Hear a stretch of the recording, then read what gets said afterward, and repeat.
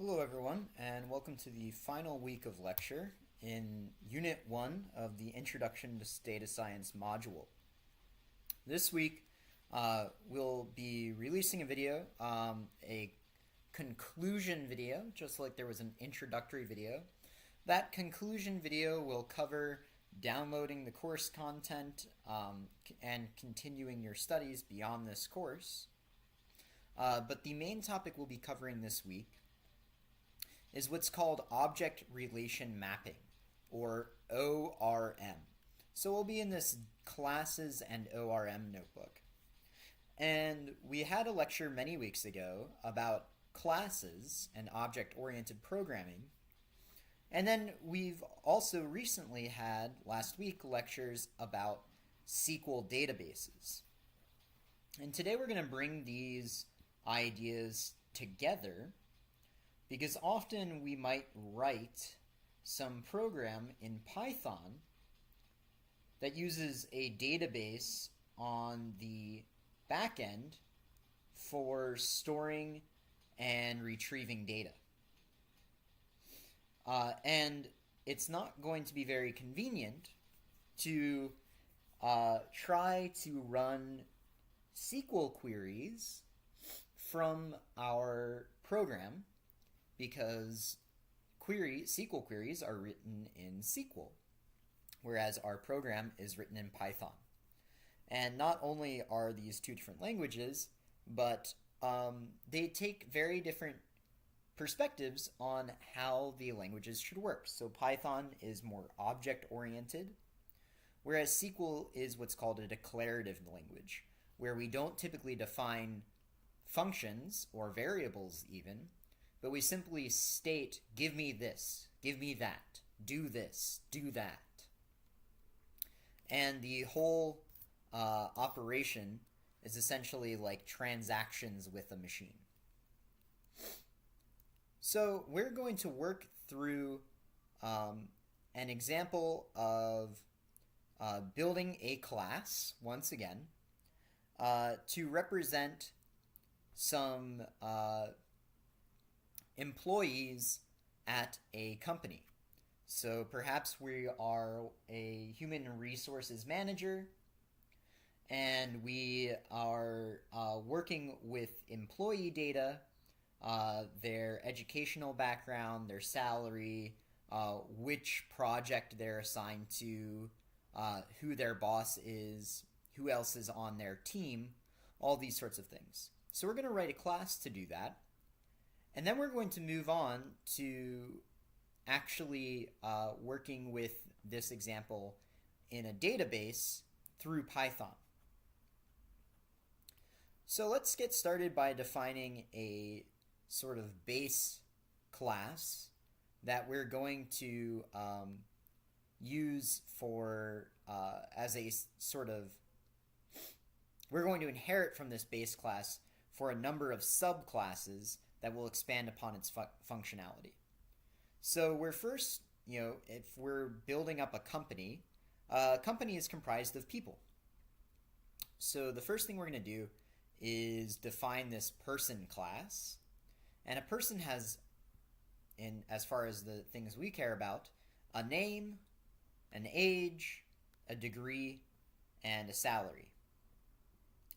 And this person object is not going to be capable of very many operations. Basically, it's just going to have these attributes, and it's going to be able to describe itself by printing out or returning a string with these attributes formatted in a particular way. So that's very simple. We can make some people. My name is Dylan. I'm 29 years old. I'm actually 28 years old. I know how old I am. I have a PhD in physics. And my salary is $95,000 a year. And I can create that person object, and that person object can describe itself. So this works just like we would expect any object to work. Now we're going to describe what's called a mix-in.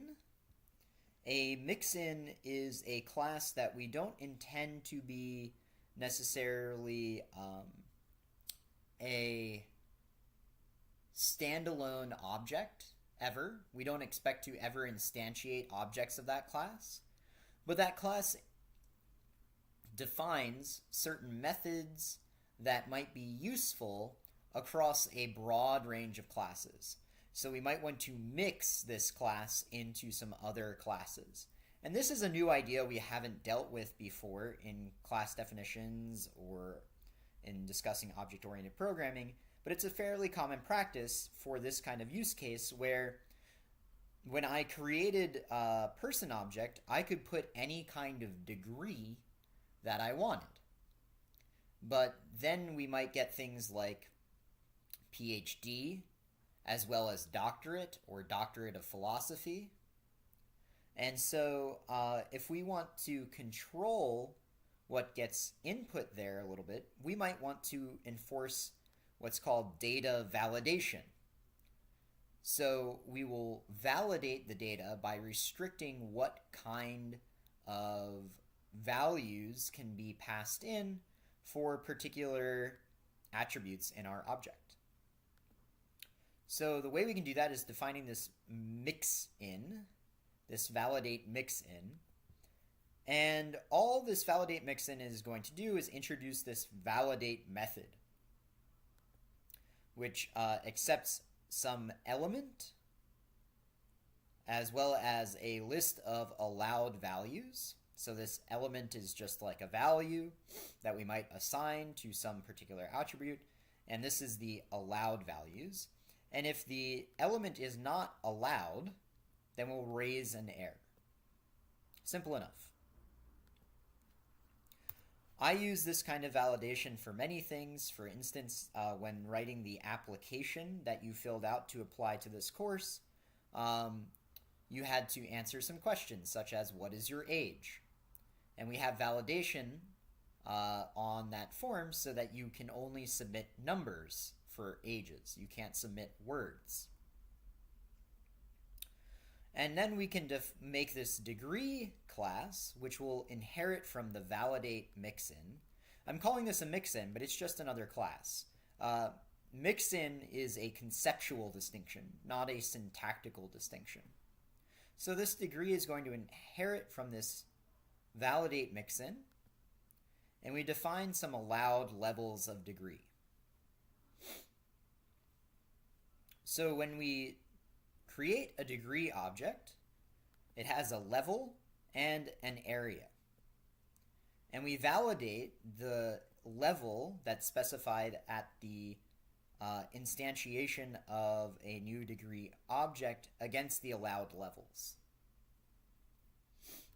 Then we go ahead and just set those attributes. So if, for example, I try to create a degree object with PhD physics, that works fine. However, if I did doctorate, that's not in these allowed levels. So when we go to validate this level against allowed levels, I'm going to end up raising this value error. Doctorate is not allowed for class degree. So we were able to use this validate method because we inherited it from the validate class up here.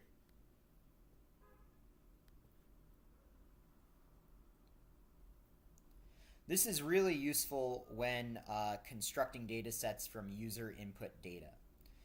If you're doing any kind of like manual entry, you're going to want to have some form of data validation to ensure that to ensure like certain standards are enforced across the data set, so that we have uniform values that we know, and we don't have to clean it up later to make sure that, like, for instance, doctorate becomes PhD. Likewise, we can enforce validation on salary. So we're also going to define some salary objects with some allowed pay periods. So when we initialize a salary object, we validate the pay period against the allowed pay periods. So this is very similar to what we did for degree, but now applied to salaries. And again, if I make a salary and I say every week I'm paid, I don't know, $900, something like that. 900 not allowed. Oh, I got this backwards, sorry. The number goes first.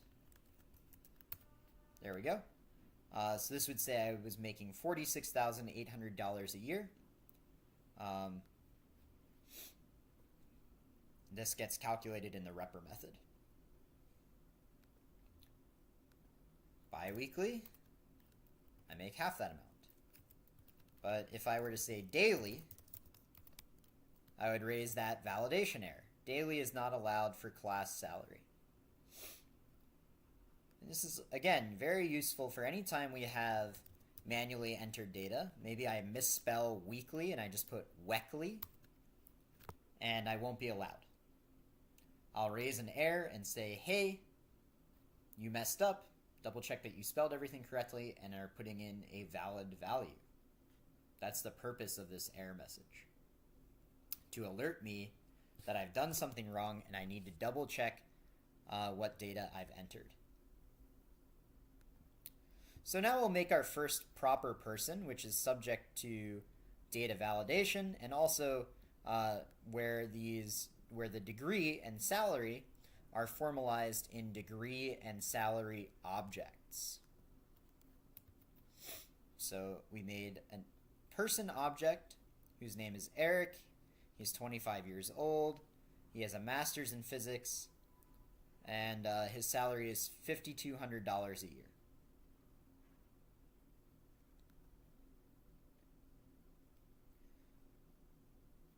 I'm going to pause. I'm going to break the video here and go to the next video. I think we've already learned a lot just in this video, even about classes, a topic we already know quite a bit about.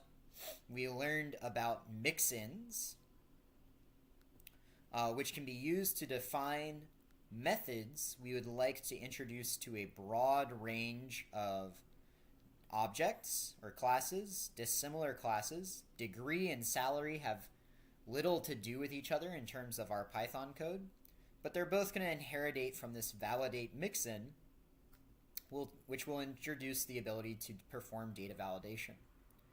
We also learned what data validation is and why it's important. In the next video, we'll carry on with our example, building up more classes which build upon this person class to create more specialized people in our company, namely employees and managers.